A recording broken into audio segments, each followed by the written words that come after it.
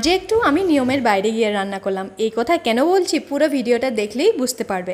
তার আগে রান্নার জন্য যা যা লাগছে প্রিপেয়ার করে নিই। হ্যাঁ, ঠিকই ধরেছো, আজ চানা ডালের রেসিপি শেয়ার করব। গতকাল রাতেই আমি চানা ডাল ভিজিয়ে রেখেছিলাম।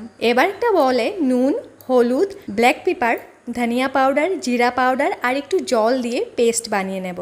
সাথে নেব গ্রেট করা আদা, চির করা কাঁচা লঙ্কা, টমেটো আর তেজপাতা, শুকনো লঙ্কা। এবার কুকারটা বসিয়ে তেল গরম করে শুকনো লঙ্কা, তেজপাতা, পাঁচফোড়ন দিয়ে যখন শুকনো লঙ্কা ভাজা ভাজা হয়ে যাবে তখন দিয়ে দেবো গ্রেট করা আদা, চির করা কাঁচা লঙ্কা আর টমেটো। কিছুক্ষণ কুক করে দিয়ে দেবো আগেই রেডি করে রাখা মশলার পেস্ট। কিছুক্ষণ নাড়াচাড়া করার পর মশলা থেকে তেল আলাদা হয়ে যাবে তখন দিয়ে দিব কাল রাতেই ভিজিয়ে রাখা চানা ডাল।